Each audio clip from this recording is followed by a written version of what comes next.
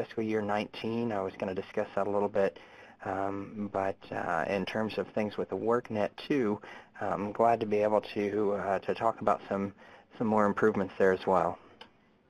Okay. Well, did you want to go ahead and start with your updates? Yeah, I think we've I'm showing it's 1:31, so I'll go ahead and get started. But again, good afternoon, and thank you for joining us this afternoon.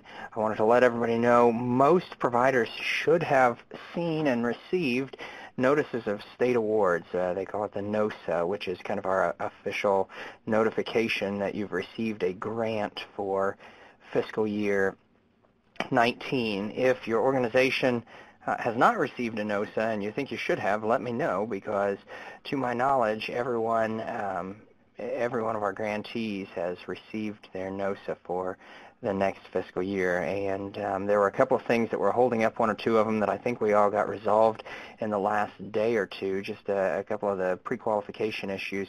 So hopefully everyone's received one by now. That NOSA will have your fiscal year 19 award amount. And I wanted to be clear, I know a handful of people have asked about why the award amount was slightly different than what they had applied for, and I know we didn't give real strict guidance on what anybody had to apply for in terms of funding. We wanted to make it as flexible as possible to allow providers the opportunity, if some wanted to expand, if some wanted to decrease their program size a little bit just based on experience, things that they've learned in FY18, we wanted to give providers the opportunity to make those adjustments. In general, we have in the neighborhood of $11 to $12 million of funding that's available for the CYEP program, and that availability of funds depends on two important things. It depends on a budget that is proposed to be spent by the governor, and a budget that is authorized in legislation through the General Assembly. And so one of the positive developments over the last week was that in the last week the General Assembly did pass a state budget for FY19 and passed it on time, which is really, really encouraging. And the governor signed that budget as of the first of this week. So everything appears to be moving forward just as it's supposed to, which is great. So we were able to go ahead and make the funding awards, but our funding was limited based on just the total available funding for the program, which in this case was about $11.5 million for FY19. When our providers in FY18, we had given away in grant funding about $8 million with the idea that we wanted providers to be able to annualize those budgets. In other words, if we gave $8 million away to fund 8 months worth of a program, well then theoretically we should have about $12 million available to fund 12 months of a program. So that's why we've tried to structure it that way, to make sure that when we had a full year program that we would have enough money to be able to fund the providers that we had to be able to operate for a full year. But we didn't want to tell everybody across the board, hey, everybody apply for a 50% increase. We recognize that some providers may need more than that and some providers may need less than that.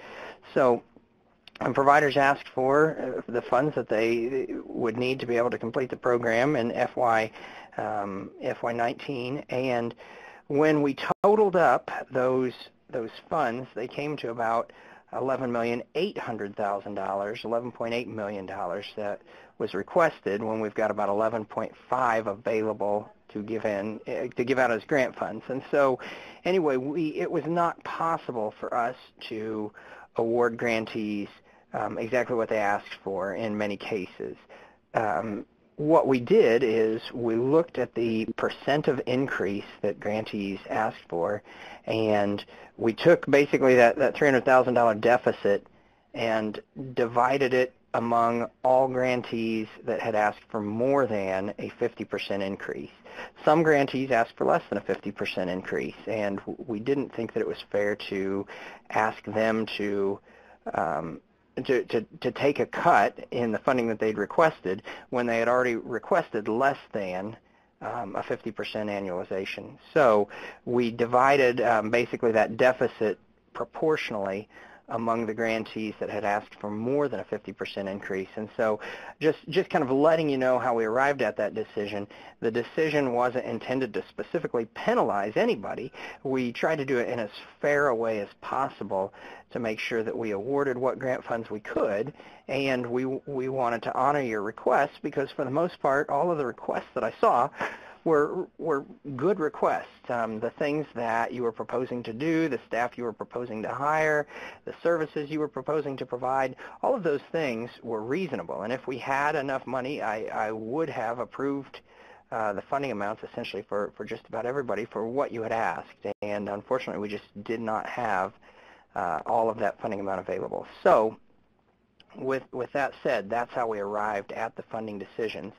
So kind of the next step then, a couple next steps would be one, for providers to go ahead and accept those NOSAs, assuming you still want to be a fiscal year 19 CYEP grantee, and assuming that you'll be able to operate your program with the funds that are available, we would ask you to go ahead and accept those notices of state award. You can do so through the grantee portal. Your administrators probably will do that, but they'll log in and they can click accept on the NOSA, and that just lets us know that you intend to that you intend to continue to accept that grant award, and we'll move forward with preparing the grant agreement. In order to issue a grant agreement, a contract, we have to have a budget that matches the award amount. And so many of the award amounts were slightly different, or in some cases, a little more significantly different, depending on if we had to reduce your award amount.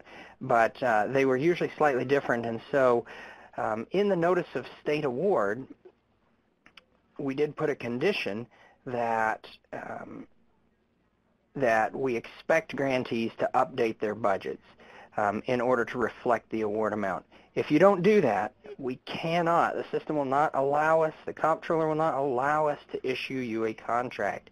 So that is something you have to do if you want to accept the award. So we put language in the award notice that said that if providers did not update their budgets by, I believe, this Friday, June 8th, then DHS would be under no obligation to issue funding as specified in the notice of award. So there is somewhat of a deadline there that we're asking people to go in and fix their budgets in the CSA system to reflect the new award amount. We settled on that date just because we want to keep the process moving. It takes a while sometimes to get budgets approved, and sometimes there may be things in your budget that after we review them and after we've made changes, we notice that something isn't allowable or something like that, and so we'll have to go in and maybe make some adjustments. So we just want to get that process moving. If for some reason you can't get that budget revision done by this Friday, it doesn't necessarily mean that we will not fund you in FY19. It's just that if we have a provider who, for whatever reason, would completely refuse to update their budget, then we would not be able to move forward with a contract. So that deadline is there, and I do encourage you to be aware of it and to be mindful of it and to get started. If you are not the fiscal person for your agency, be sure to let your fiscal person for your agency know and your executive directors know. They should have seen it in the NOSA, but just for the benefit of the program, please help them to be on top of that to make sure that they know that they're supposed to be revising their budgets in the CSA system. Some of them have already done so, and that's great. And so we're working on those. I'm working with one of my interns that helps us from University of Illinois at Springfield. Rebecca Fernandez has been a big help to the program, and she's been helping me do some initial reviews of the budgets. But the goal is to get those done so that we can go ahead and issue the contract. Regarding the contract language for payment, I'm going to tell you that's still a little bit up in the air. I believe that the payment structure is going to change a little bit but I've got to get some confirmation on that. So as soon as I know, I will send an email, hopefully with that contract language. Of course, that contract language will be available for your organizations to review before they sign the contract, but I'd like to be able to let people know as soon as possible the payment terms. I know that we worked really hard to try to get prospective payments out to our grantees during FY18 so that we could be paying ahead as much as possible. There was talk that maybe they would not do prospective payments anymore. DHS is an agency. I haven't heard that whether or not that's actually come to pass or not. So I believe that we are still working on some sort of prospective payment structure for FY19. However, I expect it might be slightly different than the FY18 payment structure. So I'll work on that, and I will get you an update on that as soon as possible. Regarding some things to close out FY18, as hopefully we've finished up a strong fiscal year for the program. A couple of things to keep in mind. You know, the good news is if you are planning to continue to be a grantee in FY19 and you are serving youth now, you can continue to begin serving new youth over the summer. That's a big difference between this year and last year. Last year, we could not guarantee that funding would be available after June 30th, and in fact, there was quite a lapse in funding for several months from June 30th to November 1st. So this year, we don't expect to have that lapse. We should be good to go on July 1st. And so the youth that you begin serving in June, you can continue serving through the end of June and just continue right on serving them into July. The difference is, and this is going to be really important for your fiscal staff again, that FY18 dollars are only for FY18 services. They don't roll over from year to year. The youth can roll over, and you can still continue to serve those new youth in FY19, but you would need to begin serving them with FY19 dollars. So it's important to maintain that separation in terms of the funding and tracking expenses, that anything you do for youth can up through June 30th can be paid for with FY18 dollars. Some providers had asked a question about, well, you know, we have youth. I think June 30th is a Saturday, and so for a lot of people who are working maybe through a business week, Friday, June 29th, you know, might be the last day of a work week. And so the question has been asked, well, what about you know, the youth that we owe money to for subsidized wages, and they've worked through June 29th, but we're not going to pay them until July. So can we still pay that out of FY18 dollars? And the answer is yes, you can still pay that out of FY18 dollars. It's kind of an accrual type system of accounting where the services were provided, the work was done, the costs were incurred in the month of June, which would mean in fiscal year 18. So as you are wrapping up payment of bills for fiscal year 18, some of those payments may actually take place in July in fiscal year 19, but the services can still be expended as FY18 services if the costs were incurred and they took place in 18, okay? So just on some wrapping up of things.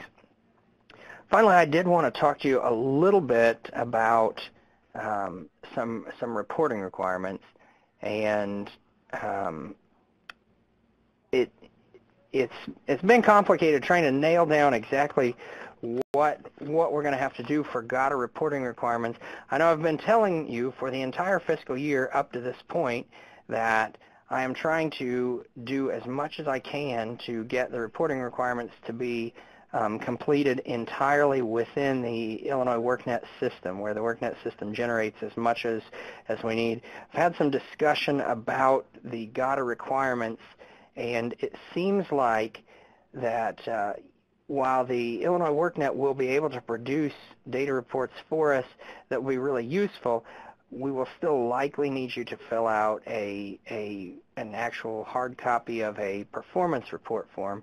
And I'm sorry for that. I've been trying really hard to try to minimize and simplify the reporting process as much as possible. But I'm still working this out. But for this fourth quarter here, I very well may likely be sending out a report form. You will still be able to use the numbers for the most part that you get from the Illinois WorkNet, but I may have to ask you to basically just, it's a fairly straightforward report form that the state is asking for from all grants throughout all the state, and it's just called the PPR, the Periodic Performance Report, and I think we'll be able to adapt it to CYEP without much trouble, but just wanted to give you a heads up that you may be receiving a report form, and just wanted to apologize because I know for a long time I have been just trying to preach that, yes, we're going to make this happen through the WorkNet, but it may not be possible. There are some narrative things that may be required, and so I just want to make sure that we are in compliance as best we can. I see Leslie Bates asked, for performance measures, will youth be counted in FY18 or FY19? So that's a great question. The answer is it could possibly be either. Depending on the performance measure, it could possibly be both. For the most part, though, youth that we count are going to be counted, it's going to be important, I guess, to count youth one time. So, for example, some of the performance measures are, did the youth maintain a job, get and maintain a job for certain periods of time? Or how many youth did you enroll into the program? Well, if you count them as being enrolled in FY18, then you would not count them as being newly enrolled into the program in FY19. And vice versa. If you've got youth that you've been preparing to enroll, you haven't enrolled them yet in FY18, but you're going to in FY19, well, then they would be counted there. So it's mostly important not to duplicate the numbers. Can you continue to serve youth in FY19? Yes. Again, I said that earlier, I guess. Yes, you can. But how you count them is going to depend on the particular performance measure, and it's going to be important to make sure that we're just not counting those youth twice. Along those lines, let's say you propose to serve 50 youth in FY18 and you propose to serve 50 youth in FY19. Well, it should not be the same 50 youth, okay? In other words, if you've served 50 youth in FY18, that's great. But then for the dollars that we're going to give you for FY19, we expect you to serve 50 new youth. And so if you've got youth that you're counting in FY19 that maybe had started work in FY18, but you're going to count them in FY19 as completing some of those performance measures, that's fine. You just need to know they might not be counted in FY18 because they, for the most part, most of those youth are going to be non-duplicated youth.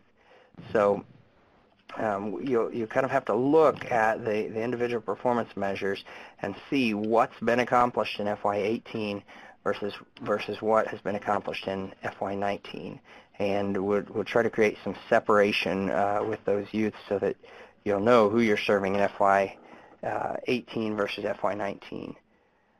I think that is about it for planning for FY19, just as far as making sure that the grant paperwork gets done. We would really like to have everybody's budgets and contracts published and signed prior to July 1st so that we don't have any gap in services, so that the program continues as expected and we can continue to move forward. All right? Natasha, do you have, well, before I go to Natasha, does anybody have any other questions about FY19 and getting started for FY19?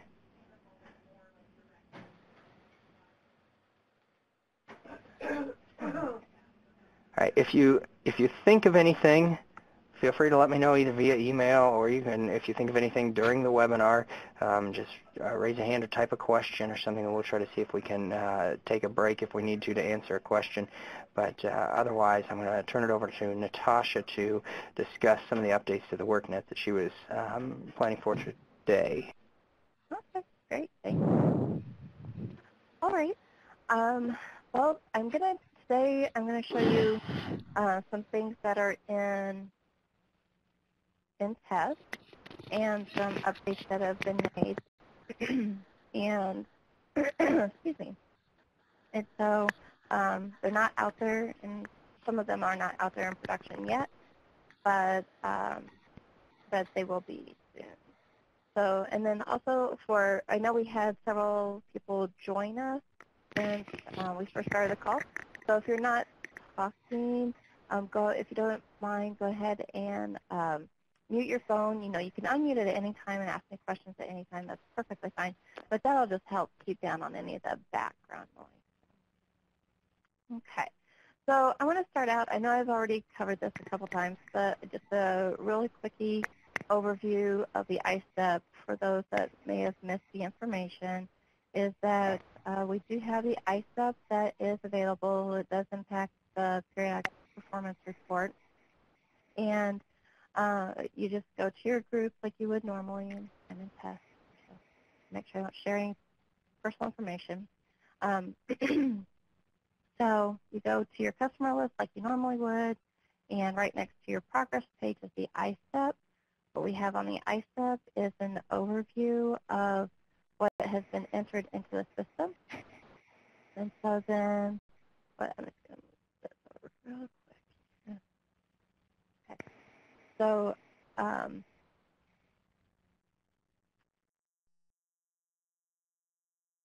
okay.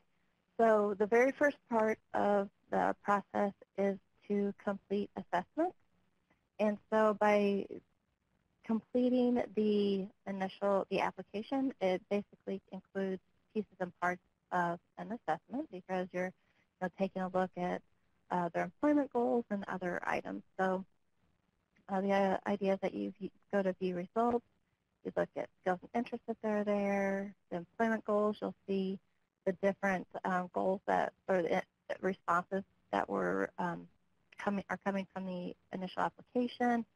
You can have a discussion with them to say, hey, based on your skills and interests, this and that, what are some career choices that you have? So if you click edit, you can select the pathway, and based on that pathway, a list of occupations that are related to that career pathway are available, so you can choose a couple of occupations that they might be interested in, or something to show like a career path. You know, you might start out as this, and then you move up to the next level and identify what their goal wage is, and that information will show up on your overview page.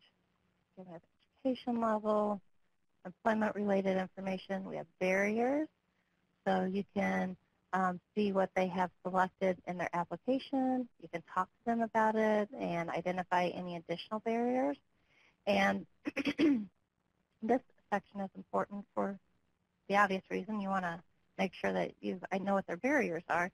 But this is also used later on in the ISEP because we want to make sure that we're including steps that address the barriers. And this is one way that we can make that connection between the steps and then the barriers that have been identified. And then we have our other assessments. You can add the other assessments and so forth. So the idea is to take this holistic view of their assessment, and you're going to put together a summary, and it's just it's a narrative. So, based on the readiness, employment, support services, what kind of what's needed based on the assessments that were provided to this individual. And then you'll be able to see the list of assessment summaries. So, as a person progresses over time, you're going to have to, see where they are at that point, and then put together a summary, and and you can save those separate summaries, and you'll be able to see that history right on this page. Then once you know where they are, what they need assistance with, you can go to set goals, and we try to keep it as simple as possible. A goal statement is 144 characters.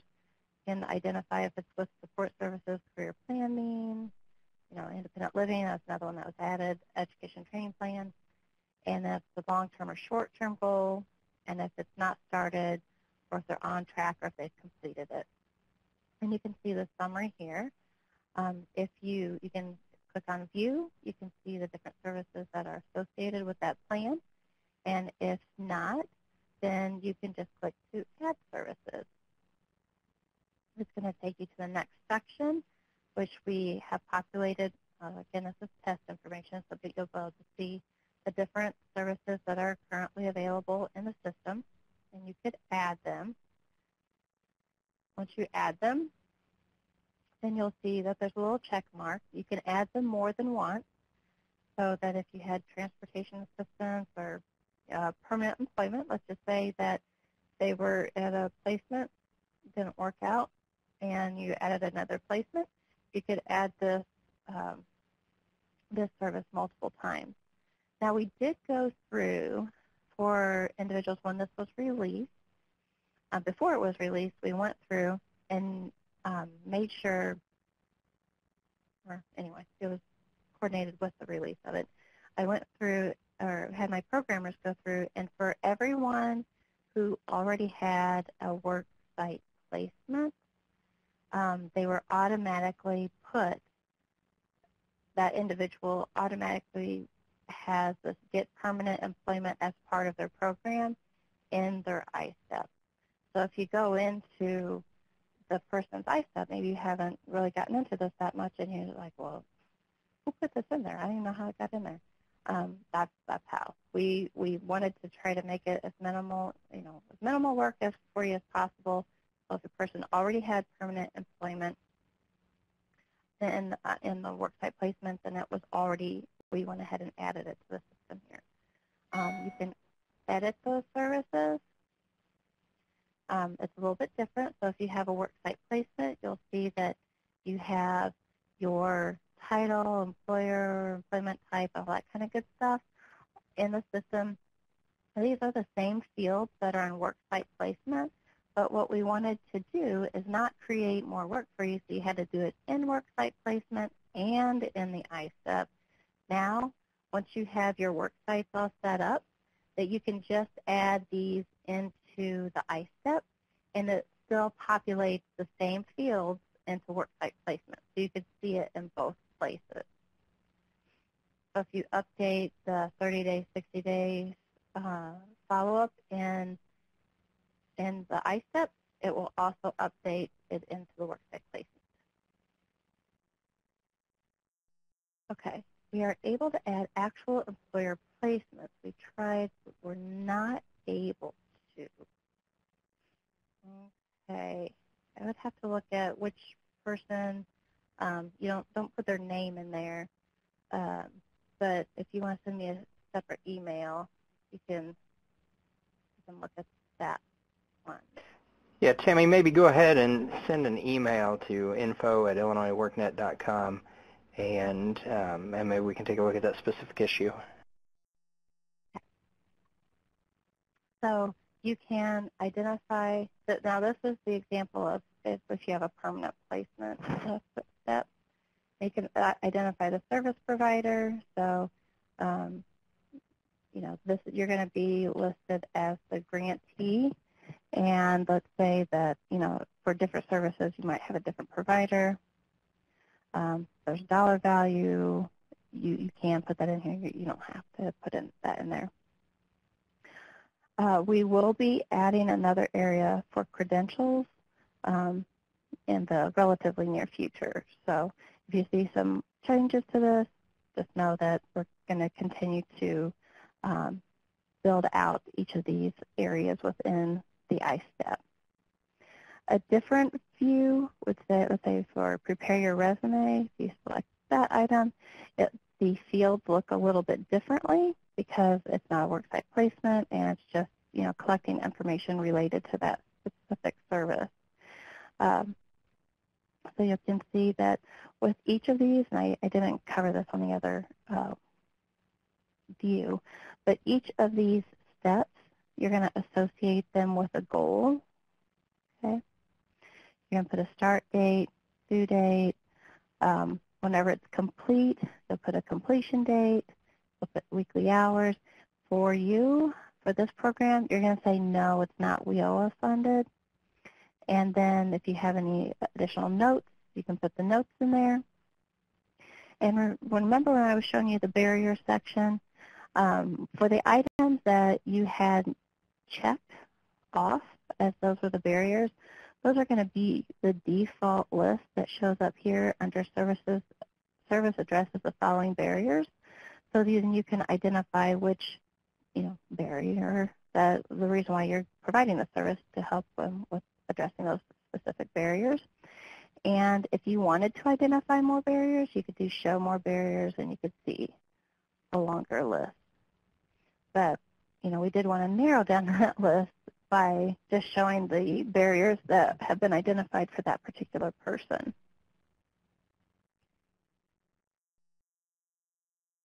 So we looked at looking at assessments, setting goals, and then building out the plan. And why this is important is you can see what services they have. Here's an overview so you can kind of see the services that have been identified, what the plan is as far as starting and ending, and what their current status is. You can use this overview page to go directly to to each of these services and updating information if you would like to do that. Again, the overview page gives you quick access to the goals and the services and the high-level assessment information and kind of the things that are entered into the system as far as what they've already received. And then these next 3 steps are just mainly like when you're getting started or building your plan, updating your plan by adding more services. Okay, so this is basically, it's already out on production. You have access to this. It's going to look a little bit different. We kind of changed the look and feel to go more towards with the new look and feel, with the customer's dashboard, and also moving towards more of a streamlined version because Illinois WorkNet is in the process of kind of updating the look and feel of the site as well. So that's the partner view. That's your view. This is out on test. We still have some finessing to do on this view, but this is something that your customer would see. So the section is in here that the idea is that your customer is part of creating your ISEP. They're part of that whole planning process, and so we'll have an area where you can upload the document. So we have a customer assigned view so that you can print it off, they can sign it to say, yes, I agree, I've been part of this planning process, and then you could upload it to their progress page and say, yes, this customer agreed to this initial plan, and any of the changes that you make, you can go through that process. We want to move towards where we can send a notification to the customer, and then they just click on the button that basically says, I review the changes and I agree then with the updates to my ISEP. But this is our customer view, and so it's going to default to the plan goals and steps, and we're going to not have this orange section here because it's a little bit distracting. And it's going to go straight into the view where you can see their goals and their start and end date, and if they're on track or not started. You can click Show Steps, and it has the related step information, or the step, and then like some related information in these information bubbles.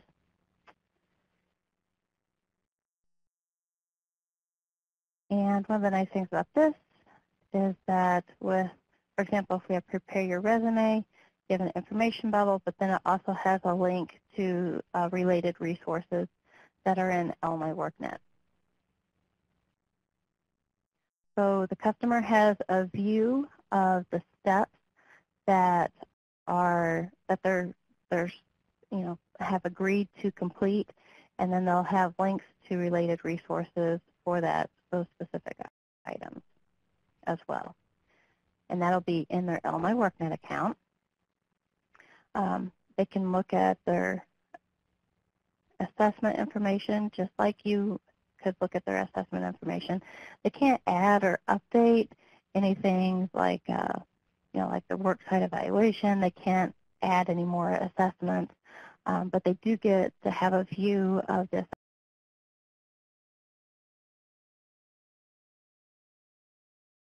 assessments that have been saved in Illinois workNet.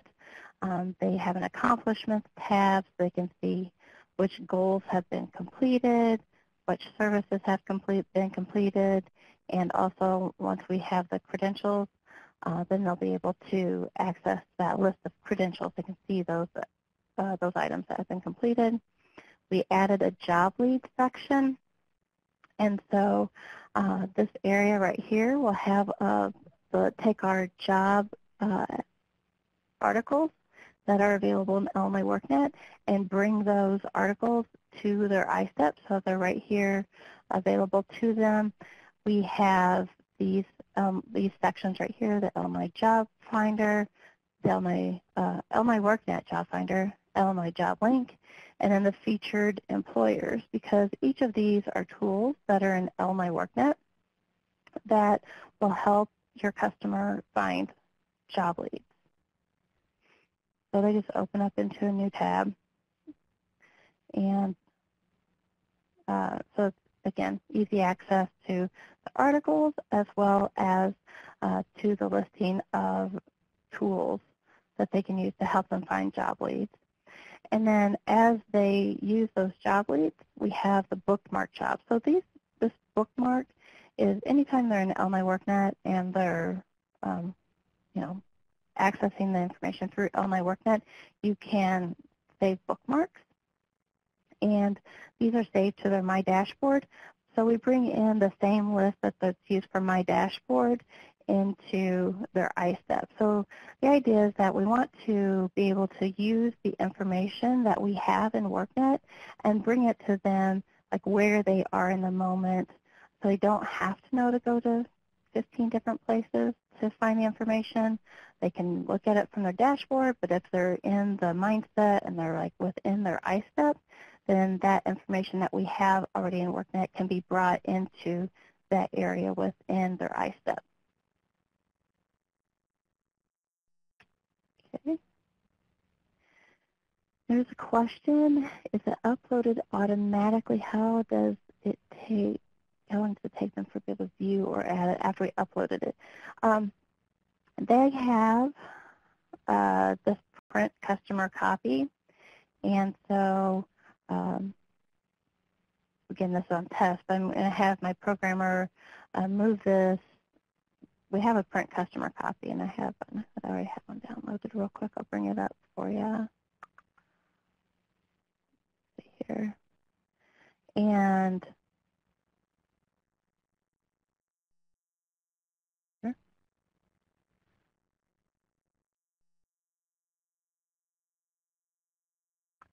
it has, hold on, sorry, computer's being slow. Not even on the internet for it. Okay, here's an example. Okay. Okay, so we need to pretty up the version, but for there, okay. So this is their basic view. They can see, I don't have this broken out, but they would be able to see the next steps as they're printed. And then it says, I agree that I participate in the development of my individualized service training employment plan. I'm committed to following this plan and completing all the steps listed above. So one of the updates that needs to be made to this page is that it uses the view that was created for the partner side. So at this point in time, I would prefer that you use the version that was created for the partner side. Again, it has to be prettied up, but you'd be able to see this and need to pop open those steps, and then they would sign it. And then, at this point in time, then they would just get a copy of it, and then you could upload it into the customer's progress page. But we do want to switch over to have that an automated process so that you can just upload it and then the system automatically knows that you uploaded this, or else the customer can just go in and say, yes, I agree. So we don't have the upload document version available for the customers to view. I don't know if we're going to have an uploaded area. I mean, if we do, it'll be down the road a little bit, because we'll need to be able to add functionality in to say, who can view this document. Is it just providers? Is it just the customer, or is it providers and the customers? We just need to make sure that we're careful on what we have uploaded in the system, and presenting that information and making it appropriate. But so anyway, that's a long answer to the fact that this print customer copy should always be the copy that they would be able to download to get the full listing of the entire everything that's in the iStep. But I have to have Renak update that button for us. Okay. So any questions on that area? I can see all the steps. We covered the partner view. We covered the customer view. And then there's one other thing that I wanted to show you is that we have, there's a couple things I need to show you. On the progress page. So there's all these tools, they impact other pieces and parts. So that you have lots of, I guess you could say, balls up in the air that you touch one and it impacts quite a few other things. And so the iStep, is intertwined with the worksite placement and assessments and the application. But now we also have the progress page, and you'll see this performance measured deliverables. And so this section is intertwined with the iStep, the assessments, the worksite placement, and the periodic performance report. So again, this needs some updates to it, but you'll notice, like, the coming soon, Cody started putting the pieces and parts in here that are related to the iStep. So you could see the iStep summary. You can see the different areas that supportive services, view support services steps. So you can see start and end dates, what's the status of it, and so those areas are starting to be filled out with the links to the resources. We just need to add the plus and minus, if you've met it, if you haven't met that requirement. So that update will be coming out very soon. There's some other areas that are related to the periodic performance report. And one of those is this improved educational outcomes. We didn't have a really good way to be able to collect that information in the iStep. And so there's a couple areas that we didn't have a good way to just do it automatically, with data that's entered into the system. And so for those areas, there's two of them specifically on this page where you would need to go into this performance measures section and update the customer's information. And the one that I have highlighted right now is the improved educational outcomes section. So you can select as many that apply, or if you don't have anything selected, then it would be a minus. So it would show you that you haven't met that section yet. Now, the area for Employment 101 activities, they need to have the 8 out of 8 items completed. But, you know, with Employment 101, that's really self-identified that the customer says, yep, I've completed it. But that means they could technically go in and check all of them as complete and not have anything saved at all in their guide plan. So they might have actually gone or not gone through any of the activities, select everything as complete, and they don't have one single thing saved in their Employment 101 guide. So what we have done is it still indicates, you know, whether the customer says, yes, I've completed 5 out of 8, 2 out of 8, 8 out of 8 items. And you can use this link to look at their guide. And then we just have this checkbox here to say that, you know, I, as the advisor, career advisor, instructor, have looked at their guide plans and verified that, yes, indeed, they did complete Employment 101. And so you would just check that box. So Employment 101 activities, where it says verified for the periodic performance report, this is a box that you're going to have selected if you want it to be counting towards meeting the goal. The improved educational outcomes, again, this is an item that you have to go to the progress page in order to say that, yes, this person has met this goal for the improved educational outcomes. Again, the reason why we put it on this page instead of just letting the system automatically generate it is we just didn't have like a real good way to do it otherwise.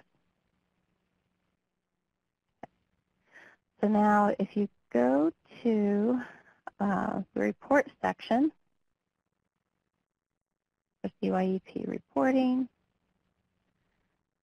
we still have our enrollment, we have our assessments, we have the worksite placement. Those are the ones that have already been in the PPR report.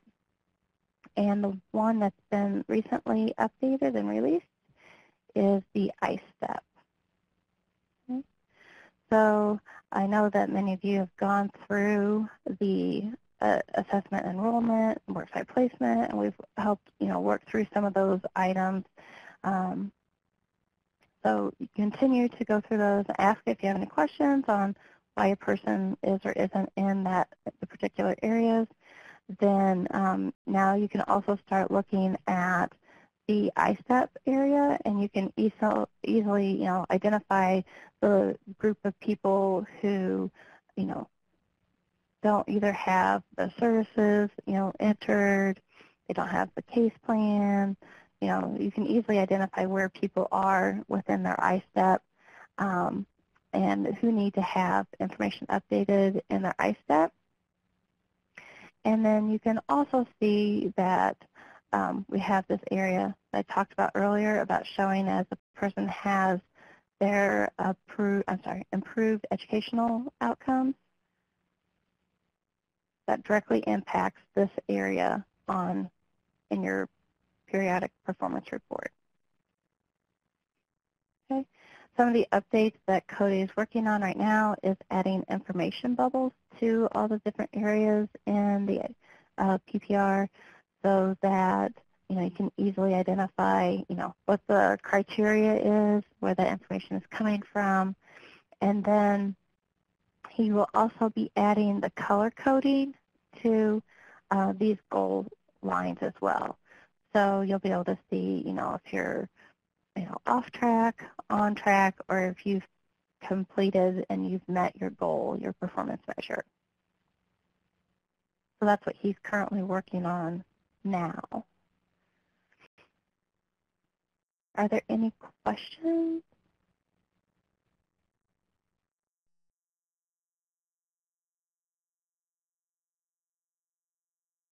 I don't know, Aaron, if you had any questions or anything to add?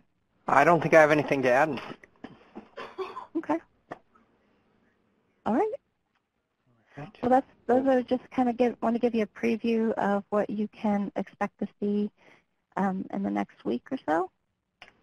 Like I said, we do have to do more testing. The ISTUP report is out there, but we needed to put it out there on production, and we need to have, it's a lot different when you have real people, real, all these different scenarios and situations. It's helpful to be able to see that information. Once people start really completing their ISTEPs, then we'll be able to make adjustments if needed to the ISTEP report. All right, we very well will likely have a training meeting next Wednesday at 1:30, and so if you're able to participate just as we finish some material to wrap up this year and continue to develop some of these tools, plus anything new that we've got to add, I'm going to try to have some clarification for you on funding hopefully by next week, as well as on some of the performance measures and how youth will roll over from one year to the next. All right, so we'll plan to touch base again at 1:30 next week at the same time and place. Thanks for joining us this afternoon, and if you haven't checked in, if we could put the poll back up, Natasha, we'll make sure that people, just in case they've joined and haven't had a chance to